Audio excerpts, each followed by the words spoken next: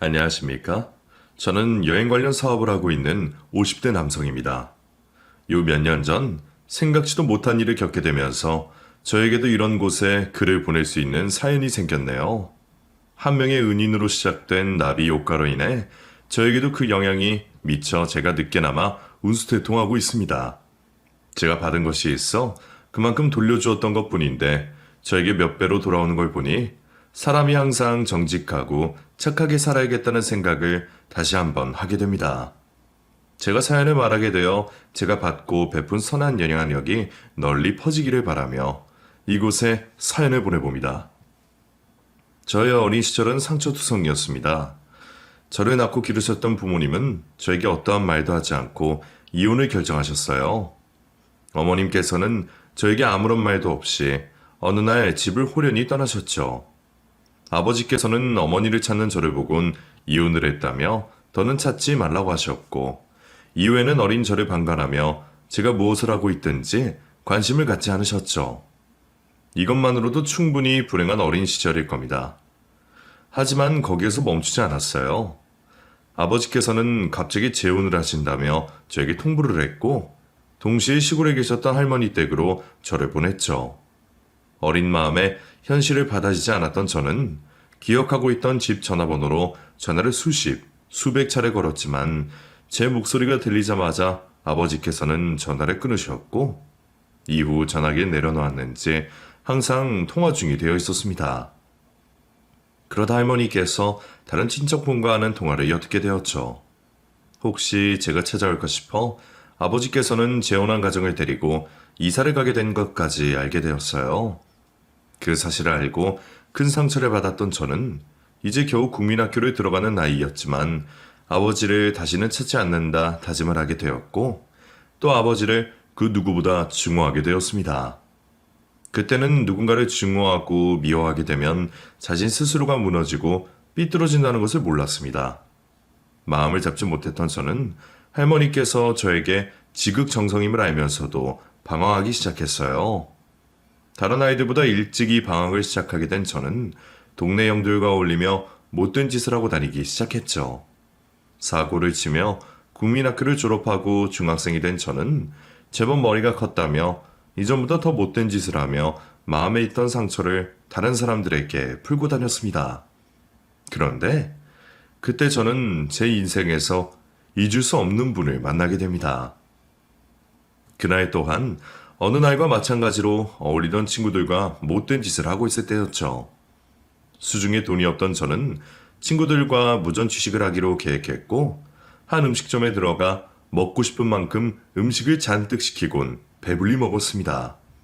그리곤 음식점 사장님과 아르바이트생이 다른 곳에 정신이 팔려 있을 때 바로 도망을 치게 되었죠. 하필 음식점 사장님의 지인이 가게 바로 앞에 있어 저희는 얼마 가지도 못하고 전부 잡히게 되었습니다. 친구들 모두 집에 전화를 하여 부모님을 부르게 되었고, 찾아오신 부모님과 한 명씩 음식점 사장님께 사과를 하며 집으로 돌아가게 되었죠. 저는 부모가 없다는 것이 창피하여 아무런 행동도 하지 않고 가만히 있었어요. 야, 주동자, 너는 왜 부모님께 전화 안 드려? 너 이러다가 평생 여기에 잡혀 있는다. 저 부모님 안 계시는데요. 그래? 그럼 보살펴주는 보호자 안 계셔? 할머니밖에 없는데요. 이 자식이 키워주시면 다 부모님이시고 보호자이시지? 할머니께 얼른 전화해 임마. 처음으로 제 사정을 듣고도 아무렇지 않아 하는 어른을 만났고, 그 어른의 호통으로 얼떨결에 할머니께 전화를 드리게 되었습니다. 아이고, 제가 손주 대신에 용서를 빌겠습니다. 죄송합니다. 전부 다 제가 잘못 가르쳐서 이런 거예요. 정말 착한 아이인데 제가 사랑을 주지 못해서. 다 괜찮습니다, 할머니. 애들인데 그럴 수도 있죠. 혼자 보내면 또 딴 길로 빠질까봐 어르신 부른 거예요. 아이고, 감사합니다. 우리 상호가 정말 착한 아이인데 부모라는 것들이 애 모르게 이혼하고 애비는 재혼한다고 지를 버리니까 마음에 상처가 많아서 겉도는 것 같아요. 정말 죄송합니다. 오늘 일은 제가 꼭 배상하도록 할게요. 아니에요. 근데 할머니, 돌아가시면 저녁일 텐데 시장하지 않으세요? 이왕 오신 거 손주분과 식사하고 돌아가세요.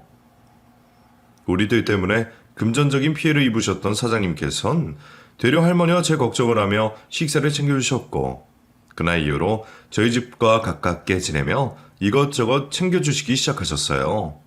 그게 제 은인이던 제복 아저씨와 첫 만남이었습니다. 처음에는 음식점을 지나가던 저를 잡아 음식과 생필품 정도를 챙겨주셨어요.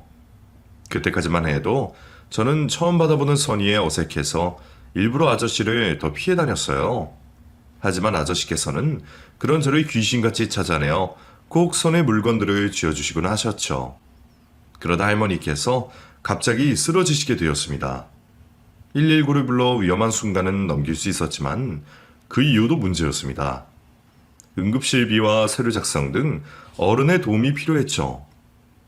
그때 저에게는 생각나는 사람이 한 명밖에 없었습니다. 바로 음식점 사장님이신 제복이 아저씨였죠. 아저씨, 정말 죄송한데요. 여기 응급실인데 지금 와주시면 안 될까요? 할머니께서 쓰러지시는 바람에 응급실에 왔는데 당장 응급실 비용 낼 돈도 없고 여기에 서명을 하고 하는데 무슨 말인지도 모르겠어요. 상호야, 거기 어디야? 응급실 가면서 아저씨 불렀어야지. 조금만 기다려줘라. 내가 곧 가마. 사장님께서는 늦은 시간이지만 제 연락을 받고 한 걸음에 달려와 주셨고, 제 곁에서 하나하나 알려주시며 일 처리를 하는데 도움을 주셨습니다. 그 후로도 저를 대신하여 할머니를 보살펴 주셨고, 그때부터 저는 아저씨에게 마음의 문을 열고 조금씩 다가가기 시작했죠. 얼마 지나지 않아 끝내 할머니께서 돌아가시게 되어 갈 곳 없는 신세가 되었습니다. 그때 저에게 손을 먼저 내밀었던 분이 역시나 제복이 아저씨였어요. 상호야, 혼자 지낼 수 있겠어? 아저씨 생각에는 너만 괜찮다면 학교를 졸업하기 전까지는 우리 집에서 지내는 게 좋을 것 같은데. 네? 제가요? 그건 너무 아저씨에게 폐를 끼치는 것 같아서요. 제가 아저씨 친척 정도 되면 모를까. 그렇게 말하면 아저씨가 섭섭하지. 겨우 피 한두 방울 섞인 게 마음으로 맺어진 관계보다 강할 수는 없으니까. 나야말로 네가 우리 집으로 들어와 같이 생활해준다면 마음적으로 더 편할 것 같다. 그러니 너는 네가 편한 쪽으로 선택해. 아저씨께서 먼저 저를 챙겨주셨고, 제가 아저씨 댁으로 들어가 살며 학교를 다니게 되었습니다. 고등학교를 졸업한 이후에도 사장님의 제안으로 음식점에서 일을 배우며 지내게 된 저는 사장님에게 조금이라도 도움이 되기 위해서 단 한 번의 게으름을 비우지 않고 일을 했어요. 아침에 제일 먼저 일어나 집과 가게를 정리했고, 눈이라도 오면 가게 앞 손님들이 넘어지지 않게 새벽부터 눈을 쓸고는 했죠. 그렇게 저도 어느새 제복이 아저씨를 제 친아버지처럼 대하기 시작했고, 아저씨께서도 그런 저를 받아주시며 친아들처럼 생각해 주셨습니다. 그렇게 편해지다 보니 예전부터 궁금했던 걸 편하게 물어보게 되었어요. 아저씨, 근데 왜 저에게 잘해주신 거예요? 사실 저한테 잘해주신다고 해서 뭐가 나오는 것도 아니잖아요. 네가 나처럼 보였거든. 물론 내 경우에는 할머니 대신 어머니께서 계셨지만 몸이 아프셔서 하루 종일 누워만 계셔야 했어. 몇 년 동안은 나도 착한 아들로 지냈는데 사춘기쯤 되니 억울해지더라. 내 동무들은 모두 웃음이 많을 날이 없는데 나만 고생이나 고생은 다 하고 있으니 그때 나도 너처럼 갈피를 못 잡았다. 그때 나를 붙잡아 주신 분이 계셨지. 그분도 아무런 이유 없이 내 속에 있던 화를 모두 가져가 주셨어. 그때부터 나도 정신을 차리고 살기로 했단다. 여기 음식 장사를 한 이유도 배고픈 사람 많이 먹이고 당장 힘든 사람 돈 없이도 먹이려고 가게를 하고 있었는데 너를 여기에서 만난 거야. 가시를 잔뜩 세운 모습이 예전 내 모습과 닮은 너를. 너에게도 보여주고 싶었다. 속에 화를 거두고 맑은 눈으로 세상을 보면 가진 것 없어도 행복할 수 있다는 것을.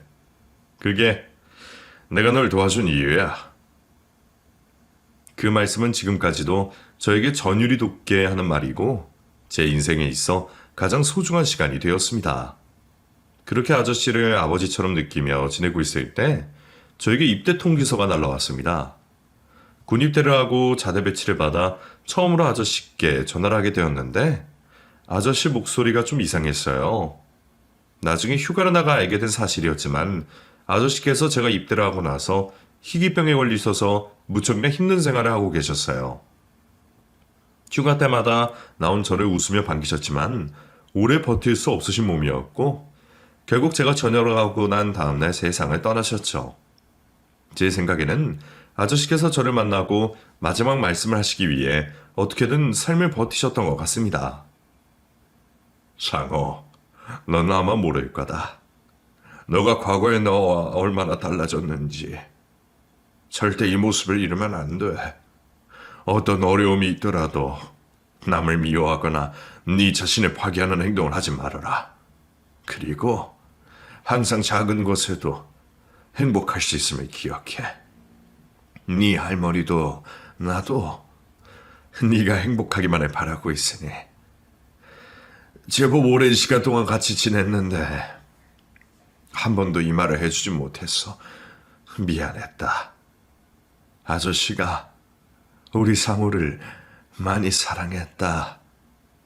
건강하고 지금 멋진 상우의 모습처럼 계속 살아가죠. 아저씨께서는 그 말씀과 함께 제 앞으로 큰 돈을 두고 가셨어요. 당장에 갈 곳이 없어진 저였지만 이전처럼 불안해한다거나 세상을 원망하지 않았습니다. 아저씨 말처럼 작은 것에 행복을 느끼기로 했고 어떤 삶이든 열심히 살기로 했어요.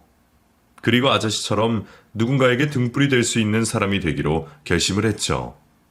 마음가짐을 정리한 저는 사장님께서 남겨주신 돈을 의미 있게 쓰기 위해서 우선 은행에 맡겨놓은 채 열심히 일을 하게 되었습니다.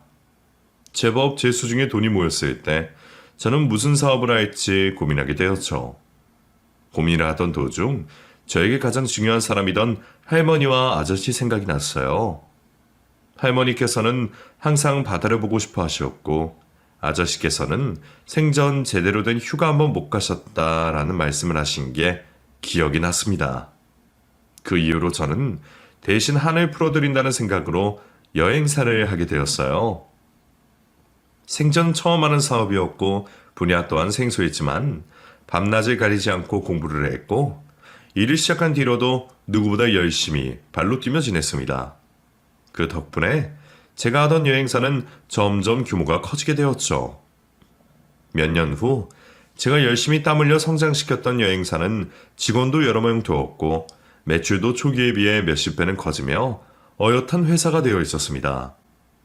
회사가 커지며 점점 세부적인 일보다는 직원들이 올린 보고서와 사업 계획을 확인하고 결정하는 일이 많아졌지만 원래 하던 일들이 재미있어 손에 놓지 않고 직원들과 같이 회사를 이끌어가고 있었죠. 가족 같은 회사까지는 바라지 않았지만 직원들이 회사를 다니며 불편함은 없기를 바라했고 그런 이유로 최대한 회사에 피해가 가지 않는 상황에서 직원들에게 많은 복지를 주었습니다. 그리고 저 개인적으로도 직원들의 표정과 상황을 살피며 힘든 일이 있을 때 직원 혼자서 끙끙거리지 않게 도움을 주려고 했어요. 가볍게는 이사 또는 차량 구입 고임문부터 집안 형편에 대한 걱정까지 도움을 주며 제가 제복 아저씨에게 받았던 마음을 다른 사람들에게도 나눠주고 있었습니다.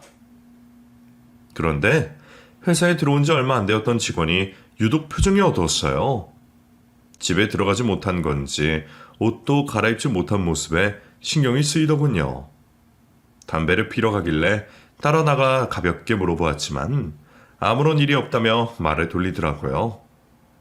말 못할 개인적인 일이구나 싶어서 더는 물어보지 않고 있었는데 그 직원은 며칠이 지나도 어두운 표정이 그대로인 겁니다. 도저히 가만히 두고 볼 수는 없어서 퇴근 시간에 직원을 불러 같이 식사를 하게 되었습니다. 기영씨, 저번에도 물어봤지만 걱정 있으면 털어놔봐요.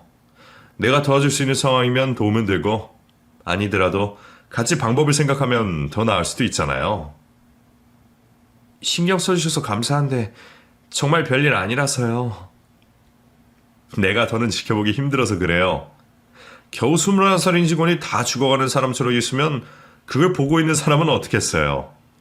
그리고 개인적인 오지랖을 떠나서 회사 업무에도 지장이 가면 안 되잖아요. 그건 죄송합니다. 저 사실은 제 여동생이 아파서 그랬습니다. 아직 고등학생인데 큰 병에 걸려서 힘들어하고 있거든요. 부모님께서 옆에 계시면 좀 나을 텐데 2년 전에 사고로 돌아가셔서 혼자 동생 병간호까지 하느라 회사에 피해를 끼친 것 같습니다. 죄송합니다. 그런 일이 있으면 내가 저번에 말했을 때 말하지 그랬어요. 동생이 많이 아픈 거예요? 암인데 나이가 어려서 세포 분열도 빠르다 보니 항암제가 효과가 좋지가 않아요. 그래서 보험이 안 되는 치료제를 써봤는데 다행히 효과가 있어서 진행을 늦추고 있는 정도예요. 어린 동생만은 구김없이 행복하게 자라게 해주려고. 회사도 취직하고 좋은 일만 있을 줄 알았는데. 사장님, 저 정말 잘하겠습니다. 그러니 자르지만 말아주세요. 지금 저 부모님께서 남겨주신 집까지 팔고 모텔에서 생활하고 있습니다. 저 지금 자르시면 우리 동생 손도 못 쓰고 죽어가는 모습 봐야 해요. 제가 지금까지 회사에 피해 끼친 거 몇 배로 갚아내겠습니다. 그러니 자르지만 말아주세요. 서로 처한 상황은 달랐지만 기영 씨는 저를 많이 닮아 있었습니다. 오열하며 혹시 회사에서 잘릴까 걱정을 하고 있는 기영 씨를 보니 과거 제 모습이 생각이나 울컥했고 제가 제복 아저씨에게 받았던 것처럼 도움을 줘야겠다 싶었습니다. 내가 왜 기영 씨를 구합니까? 기영 씨가 회사에 무슨 피해를 입혔다고요? 오히려 힘든 상황인데 회사 출근해서 일해줘서 고마워요. 기영 씨가 잘릴 일 없으니까 걱정하지 말아요. 그리고 옮길 수 있으면 하루라도 빨리 내 건물로 들어와요. 내가 사는 건물 2층 원룸이 마침 비어있으니 그곳에서 생활해요. 회사와도 가깝고 한 푼이라도 아끼면 좋잖아요. 내가 월세 같은 건 받지 않을 테니 형편 좋아질 때까지는 마음 편하게 있어요. 그럴 수는 없습니다. 모텔이라고 해도 지낼만 해요. 기영 씨가 좋든 안 좋든 나는 그런 모습 못 보겠어요. 그러니 당장에 오늘이라도 올 수 있으면 바로 들어와요. 그제서야 제 의도를 알았는지 기영 씨는 저에게 감사의 눈물을 흘렸고 저는 그런 기영 씨를 안아주었습니다. 이후 저희 건물 밑층에서 살게 된 기영이와 점점 가까워지게 되었고 반찬과 생필품 등을 포함해 이것저것 챙겨주며 지내게 되었습니다. 당연히 형편이 넉넉한 제 입장에서 기영이 여동생 병원비 또한 도와주고 싶었지만 기영이가 끝까지 거절하는 바람에 그것까지는 못해주었어요. 대신하여 제가 기영이에게 허락을 받고 회사 사람들에게 기부를 받아 병원비에 보태라며 회사 동료들이 모아준 돈에 제 돈을 합쳐 건네주게 되었죠. 누구보다 힘든 상황일 텐데 기영이는 회사에 최선을 다해 주었고 또 저와 회사 직원들에게 감사함을 매번 표했습니다. 다행히 여동생도 힘을 조금씩 더 내며 호전이 되어가고 있었죠. 이대로만 지내다 보면 기영이에게도 좋은 날이 올 거라 생각하고 있었습니다. 그런데 제가 한 가지 간과하고 있었던 게 있었습니다. 기영이에게 군입대가 남아 있었죠. 부모님이라는 보호자도 없었고 여동생을 돌봐야 하는 상황이라 당연히 부양 의무자가 되어 면제가 될 거라는 생각과 달리 굉장히 복잡한 상황으로 군입대를 해야만 하는 상황이었어요. 당연히 기영이는 당황해하고 있었고 제가 곁에서 같이 발로 뛰며 어떻게든 입대를 막아보려고 했습니다. 하지만 복잡한 친인척 관계로 인해서 결국은 기영이가 입대를 해야 했습니다. 아픈 동생이 있는데 발이 떨어질 오빠가 어디 있을까요? 그 모습을 봐야 하는 제가 더 힘들더군요. 어쩔 수 없는 현실에 제가 기영이를 도와주기로 했습니다. 사장님, 늦은 시간에 어쩐 일로 오셨어요?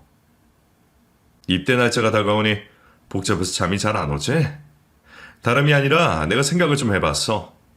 너희 친척분께서 비용도 한두 푼 드는 게 아닌데 은영이를 제대로 돌봐주실 것 같진 않아서 내가 너 군생활하는 동안 은영이를 대신 돌보면 어떨까 싶은데. 네? 하지만 지금 도와주시는 것만으로도 다른 대안이 없잖아. 너도 내가 도와주는 방법 외에는 없다는 걸 알고. 시간도 없는데 미안하다. 고맙다. 된다 안 된다 이런 걸로 시간 뺏기지 말고 비상시에 내가 너를 대신할 수 있게 서류 작업들 꼼꼼히 알아보자. 사장님, 정말 감사합니다. 제가 정말 죽어서도 이 은혜는 잊지 않을게요. 제가 꼭 이 은혜 다 갚도록 하겠습니다. 그래, 알았어. 나중에 너 여유되면 네 도움 거절하지 않고 바라봐. 내가 너 없는 동안 최선을 다해서 은영이 돌볼 테니 너는 군대에서 무사히 전역할 생각만 해. 알았지?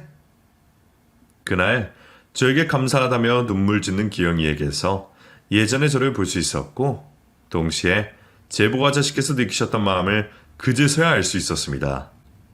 그렇게 군 생활을 하게 된 기영이를 대신해 저는 최선을 다해서 은영이 곁에 있었어요. 기영이만큼이나 은영이도 오빠와 떨어져서 생활하는 힘든 시간이라 생각되었기에 조금이라도 빨리 가깝게 지내려고 노력했고 회사가 끝난 뒤에는 병원과 집을 찾아가 불편한 점은 없는지 하고 싶은 건 없는지 항상 확인을 하게 되었죠. 그 시간 또한 저에게는 의미 있는 시간이 되었습니다. 기영이 말고도 은영이라는 여동생을 얻게 되었던 시간이니 말이죠. 기영이가 휴가를 받아올 때면 다 같이 모여 즐거운 시간도 보내고 가까운 곳으로 여행도 가며 외롭게 지내던 저에게 가족이라는 의미를 어렴풋이 느낄 수 있게 해주었죠.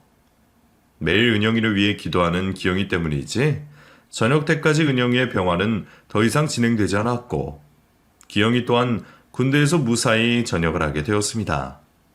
군 생활을 해본 입장에서 전역 후에는 동생과 시간도 보내고 전역이라는 해방감도 느끼며 좀 쉬기를 바랬어요. 기영아, 저녁 축하한다. 이건 내가 주는 저녁 선물이다. 지금까지도 고생이 많았는데 앞으로도 은영이 챙기면서 우리 회사에도 열심히 해줘라. 이거 사실 뇌물이야. 정말 감사합니다, 사장님. 정말 사장님 아니었으면 저 중간에 군대 탈영했을지도 몰라요. 야간에 근무를 서고 있는데 문득 그런 생각이 나더라고요. 제가 만약 이 회사에 들어오지 않았더라면, 사장님과 저녁 식사를 하며 제가 끝까지 입을 다물고 있었더라면 지금쯤 나는 무슨 모습으로 있을지, 또 우리 은영이는 얼마나 힘든 시간을 보내며 지내고 있을지 말이죠. 무사히 전역까지 하고 우리 은영이에게 아무런 일이 없는 거 전부 사장님께서 도와주신 덕분이에요. 전역하면 사장님께 가장 먼저 감사하다는 말 하고 싶었습니다. 이래서 남자가 군대를 다녀야 하는가 보다. 이 녀석 제법 어른이 되어서 나왔어. 나야말로 은영이 옆에 있으면서 많은 걸 느꼈다. 가깝다고나 하나 남인 내가 이렇게 힘든데 오빠인 네가 얼마나 힘들었을지 상상이 되진 않더구나. 그런데 이제 은영이 점점 좋아지고 있으니 우리 희망 잃지 말고 서로의 자리에서 최선을 다하자. 지금처럼 내 도움이 필요하면 언제든 도움을 요청하고. 네, 사장님. 그런데 내일 몇 시부터 출근하면 돼요? 출근 시간전과 똑같나요? 무슨 이제 막 전역한 놈이 출근을 생각하고 있어. 한 달 정도 푹 쉬고 돌아. 회사 사람들한테도 다 말해놔서 문제 없어. 오히려 너 내일부터 출근하면 내 먹이는 거야. 저녁 다음 날부터 일 시키는 악덕 사장으로 지킬 거 아니야. 은영이도 너 많이 보고 싶어 했는데 내가 용돈 챙겨줄 테니 같이 여유롭게 여행도 좀 다니고. 아니에요, 그럴 수 없죠. 지금부터 평생 사장님 밑에서 일해도 은혜 못 갚을 텐데. 그리고 저도 빨리 돈 벌어서 은영이 치료하는데 도움 되어야죠. 은영이라도 이미 다 말해놓아서 괜찮아요. 안 돼. 우선은 출근은 며칠간 안 되니까 그렇게 알고 있어. 겨우 다음날 출근을 하겠다는 녀석을 말리긴 했습니다만, 그런데 놀기만 하다가 저에게 받은 은혜를 갚을 수 없다며 겨우 한 주만 쉬고 곧장 회사에 복직을 하더군요. 말려도 보았지만 아침 일찍 출근하여 자리에 앉아있는 기영이를 어떻게 할 방법이 없었습니다. 그 뒤로 기영이는 정말 자기 회사 일을 하는 것처럼 최선을 다해 주었어요. 예약자분들은 상대할 때도, 회사 간에 소통이 되지 않아 일이 복잡할 때도 자신이 먼저 나서서 해결해 주었죠. 그런 모습에 오히려 제가 고마웠습니다. 그런데 기영이 얼굴에도 이제는 웃음이 기본으로 자리 잡히는 시기에 결국 은영이가 세상을 떠나게 되었습니다. 지금까지 암과 잘 싸워주고 있다고 생각했는데 갑자기 몸이 안 좋아지기 시작하더니 급격하게 상태가 심각해졌고 결국 우리 곁을 떠나게 되었죠. 사정을 알고 있던 저와 회사 직원들에게 비통한 소식이었지만 기영이의 마음만큼은 아니었을 겁니다. 마치 모든 기운이 빠져버린 사람처럼 넋을 놓고 있는 기영이를 대신하여 제가 은영이의 장례식을 모두 챙기게 되었어요. 기영아, 지금까지 잘하고 있었잖아. 힘든 거 아는데 이렇게 정신 놓고 슬퍼하고 있으면 하늘에서 널 보고 있는 은영이는 마음이 어떻겠니? 힘들더라도 은영이 마지막 가는 길 지금까지 너의 모습처럼 믿음직스러운 오빠의 모습으로 있어주자. 그리고 이번 일만 끝나면 내 품에서 마음 놓고 울고 싶은 만큼 울어라. 사장님, 감사합니다. 그렇게 은영이 마지막 가는 길을 배웅해 주라며 기영이를 일으켜 세웠습니다. 마음의 정리를 할 시간이 필요하다고 생각한 저는 기영이에게 휴가를 주었어요. 그러면서도 문자와 전화를 하며 상태를 확인하고 있었죠. 그런데 통 연락이 없어 밥이라도 잘 챙겨 먹고 있는 건지 확인을 하러 2층으로 내려갔습니다. 한참 동안 문을 두들겨 봤지만 답이 없더라고요. 걱정이 되었던 저는 급히 마스터키로 문을 열었는데 어디에 갔는지 기영이의 모습이 보이지 않더군요. 짐은 모두 그대로 남겨두고 말이죠. 처음에는 울적한 마음에 어딘가로 잠시 떠났다고 생각했는데 시간이 흘러도 기영이는 돌아오지 않았습니다. 그런 기영이를 보고 회사 직원들은 제가 받은 은혜도 모른다며 손가락질을 했어요. 하지만 저는 그와 반대로 기영이의 마음이 이해가 되었습니다. 저에게도 비슷한 경험이 있었으니까요. 되려 제가 제복 아저씨처럼 기영이에게 기댈 수 있는 존재가 되지 못한 게 미안했습니다. 저는 언젠가는 기영이가 다시 돌아올 거란 걸 믿고 짐을 챙겨두고 기다렸습니다. 이후 시간이 흐르면서 저도 기영이에 대한 기억을 잊어버리고 지냈습니다. 사실 제 앞가림을 하기도 급급한 상황이었거든요. 시간이 지날수록 여행에 대한 관심도 늘어나면서 경쟁사들은 늘어났고 막대한 자금으로 파격적인 행보까지 보여주는 곳들이 생기다 보니 저희 회사의 경쟁력은 날이 갈수록 떨어지고 있었습니다.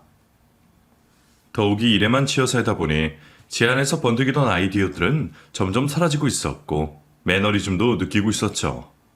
그래도 지금 당장에 제가 해야 할 일은 하면서 아직도 일선에서 열심히 하고 있었는데 그마저도 할 수 없게 되는 큰 파도가 저를 덮쳐왔습니다. 바로 코로나였죠. 여행사를 하다 보니 세계 각국의 이슈에 대해서는 잘 알고 있었습니다. 그래서 중국에서 초기 코로나 발병이 되었을 때도인지는 하고 있었어요. 하지만 단순히 중국 지역에서만 잠시 유행할 풍토병 정도로 생각하고 있었어요. 그래서 아무런 생각 없이 겨울방학과 설날이라는 대목을 맞아 최대한 많은 여행객들을 확보하기 위해 공격적인 사업을 하고 있었죠. 그런데 점점 중국에서 길어지는 듯한 코로나가 1월 한국에 상륙을 하게 되면서 상황이 걷잡을 수도 없게 흘러갔습니다. 처음 상황을 광마음에 있던 예약자분들이 대규모 감염 상황과 함께 전 세계적으로 난리가 나게 되자 속속들이 예약 취소를 하셨고 한동안은 밀려오는 취소 전화를 받는데 모든 직원들이 매달려야 할 정도였습니다. 최대한 피해를 막아보자 했던 저는 손실을 감수하고도 취소 예약 수수료를 없앴지만 패닉 상태의 예약자분들은 하나같이 모두 다 취소를 하시게 되었죠. 결국 한 분기는 통째로 적자를 보게 되었습니다. 그때까지만 해도 다가올 여름에 대한 희망이 있었어요. 하지만 모두가 아시다시피 코로나 사태는 전 세계적으로 재앙이 되어버렸고 장기화되었죠. 이미 회사 자금은 바닥을 드러내고 있었고 제 개인 재산을 처분하여 직원들에게 최소한의 월급을 주게 되었습니다. 이 재앙적인 상황이 언제 풀릴지는 아무도 알 수 없었고 저는 쥐야가 나라바이트를 하면서 버틸 수 있을 만큼 버텨보려고 했어요. 하지만 그마저도 더는 버틸 수가 없었어요. 직원들에게 희생을 강요할 수는 없었고 희망은 보이지 않았습니다. 결국 직원들에게 자발적인 퇴사를 권하게 되었죠. 대부분의 직원들은 어쩔 수 없는 상황에 저와 함께 울어주고 위로해주고 안아주며 회사를 떠났고, 몇몇 직원들은 제 곁에 남아 기다리겠다며 퇴사를 하지 않고 투잡을 하게 되었습니다. 하지만 점점 쌓여가는 빚과 좀처럼 나아지지 않을 것 같은 현실에 저는 폐업을 생각하게 되었죠. 제 손으로 제가 만든 회사의 마지막 문을 닫는다는 게 그 무엇보다 가슴 아팠지만 어쩔 수 없었어요. 금요일부터 주말이 되는 날까지 회사에 남아 제 손때가 묻은 문서들과 흔적들을 하나씩 보며 마음을 정리하고 있었죠. 그런데 한 남성이 저희 회사 문 앞을 두리번거리고 있는 겁니다. 불 꺼진 여행사에 예약을 하러 오신 분은 아니겠고 건물 관리인분도 아닌 걸 보니 빚 때문에 찾아온 거라 생각했습니다. 회사를 정리하고 빚을 갚겠다라는 설명을 하기 위해 문을 열어드렸죠. 그런데 제가 문을 열어주자마자 남자는 자리에 서서 저를 한참 동안 쳐다보더니 꾸벅 절을 하는 게 아니겠어요? 너무 놀라 무슨 일인가 싶어 그 남자를 일으켜 세웠죠. 제 부축을 받고 일어선 남성은 저를 쳐다보지 못한 채 눈물을 흘리고 있었고, 저는 도대체 무슨 일인가 싶어 의자를 가져와 남성을 앉혔습니다. 무슨 사연이시길래 저희 회사에 오셔서 저에게 인사를 다 주시나요? 사장님, 늦어서 정말 죄송합니다. 제 인생의 은인을 이제 찾아뵙게 되어서 너무 죄송합니다. 저 못 알아보시겠어요? 저 기영이입니다. 사장님 밑에서 일을 하던 기영이요. 아, 그래? 너 기영이구나. 이게 얼마만이야. 말도 없이 사라져서 얼마나 걱정했다고? 그래도 좋아 보여서 다행이다. 네 짐들도 아직 내가 가지고 있는데 이렇게 찾아와줘서 너무 고맙다. 그런데 어떻게 지냈던 거야? 이렇게 잘 살고 있었으면 가끔은 찾아서 동료들과도 보고 와서 커피도 마시고 하지. 죄송해요. 제가 아무렇지도 않게 찾아오기에는 너무 염치가 없는 것 같아서요. 아무리 어렸다고 해도 갑자기 아무 말도 없이 사라지는 행동을 하면 안 됐었는데, 제게 유일한 피줄인 동생이 죽으니까 저도 살 이유가 없게 느껴졌어요. 모든 게 제 탓인 것 같고 세상도 저를 막다른 길로 모는 것 같았고요. 그래서 다 포기하고 부모님과 동생 옆으로 가려고 극단적인 선택을 실행까지 했는데, 그 순간 갑자기 사장님께서 떠오르는 거예요. 그제서야 제가 지금까지 사장님께 받은 빚만이라도 갚고 죽자라는 생각이 들었어요. 그래서 다시 돌아가려고 했는데 그 생각을 너무 늦게 한 것 같았어요. 오랫동안 자리에 비웠는데 다시 정신 차렸다고 사장님과 동료들 앞에 나타나기 면목 없어서요. 그래서 멋지게 성공한 모습으로 나타나서 사장님께 받았던 은혜 갚자 라는 생각으로 이악 물고 바닥 생활부터 열심히 살았습니다. 음식점에서 먹고 자고 새벽같이 일어나서 일하고, 그렇게 요리도 배우고 가게 운영하는 법도 배우다 제 가게를 차리게 되었어요. 그러다 운이 좀 좋았는지 장사가 잘 돼서 지금은 분점도 제법 여러 개 생겼고요. 그래서 늦었지만 지금이라도 제가 사장님께 받았던 은혜 갚으려고 왔습니다. 너무 늦어서 죄송합니다, 사장님. 그리고 그때 정말 감사했습니다. 정말 사장님 아니었으면 제 동생 은영이 고통스럽게 좋은 기억 하나 없이 세상을 떠났을 거예요. 마지막까지 챙겨주시고 정말 감사합니다. 감사해요. 기영이가 어떻게 살았는지 짧게 들어 전부를 알 수 없었지만 단단하게 굳은 살이 박히고 상처뿐인 손을 보면서 얼마나 치열하게 살아왔는지 짐작을 할 수 있었습니다. 제 작은 도움으로 한 청년이 다시 살 용기를 얻고 또 어엿한 사회인이 되어 멋지게 살아가고 있다니 제가 오히려 고마웠죠. 그러면서 한 사람이 떠오르더군요. 제복이 아저씨가 말이죠. 아저씨처럼 도움이 필요한 사람에게 도움을 줄 수 있는 사람이 되고 싶었는데, 그제서야 제가 아저씨를 닮으며 살겠다는 말을 지킨 것 같아 가슴이 뜨거워졌습니다. 나한테 고맙긴. 고생하고 노력해서 결과를 만든 건 기영이 너니까 네가 칭찬받아야지. 고맙다. 나쁜 생각하지 않고 이렇게 살아있어줘서 고맙고 또 멋진 사회인이 되어주어서 고맙구나. 좀 더 일찍이 만났으면 우리 직원들 다 데리고 가서 네 가게 매출이나 올려줬을 텐데 상황이 그렇지 못해서 오히려 내가 면목이 없구나. 네가 잘 되어 있는 만큼 나도 좋은 모습으로 있어야 했는데 이 우울한 이야기하면 뭐하겠니? 오늘 사장님이 아니 아저씨가 맛있는 저녁 사주마. 나가서 기영이 네가 얼마나 더 열심히 살아왔는지 이야기나 더 들어보자. 제가 사장님을 대접해야죠. 다 누구 덕분인데요. 그리고 사장님 많이 어려우시죠? 요즘 코로나로 여행사들 다 어렵다고 하는데. 그렇지. 뭐 어쩌겠어. 누구 탓도 할 수 없고. 그래서 말인데 제가 도와드릴게요. 시간이 얼마가 되었든 돈이 얼마가 들든 사장님께서 필요하신 게 있다면 제가 전부 다 해드리겠습니다. 아니야 괜찮아. 나는 네가 사주는 밥 한 끼면 된다. 아니요. 저도 이 부분에서는 물러설 수 없습니다. 사장님이 제 인생에 안 계셨으면 동생에게도 저에게도 더 안 좋은 상황만 있었을 거예요. 그러니까 지금의 제가 있을 수 있는 건 전부 사장님 덕분이에요. 그러니까 필요한 게 있으시면 부담 갖지 말고 말씀해 주세요. 회사 자금이 필요하시다거나 또는 새롭게 사업을 구상하신다거나 뭐든 필요한 게 있으시면 말씀해 주세요. 열심히 살아온 기영이의 노력을 제가 빼앗는 것 같아 저는 도움을 거절한다 했고 기영이는 무슨 일이 있어도 은혜를 갚아야 한다며 실랑이를 벌이게 되었습니다. 서로의 의견만 주장하며 이야기가 길어지자 기영이는 정수기에 물을 마시러 갔고 그러다 책상에 올려져 있던 채권 추심 서류들과 비톡 쪽 서류를 보게 되었어요. 그러더니 자리에 앉아 그것 외에도 회사의 재무제표와 재산 상황을 확인했죠. 말려보았지만 아무런 소용이 없었고 하필 기영이가 과거 우리 회사에서 일을 해서 너무 자연스럽게 확인을 하고 있었습니다. 이거 보세요. 당장에 어려우신 상황 맞잖아요.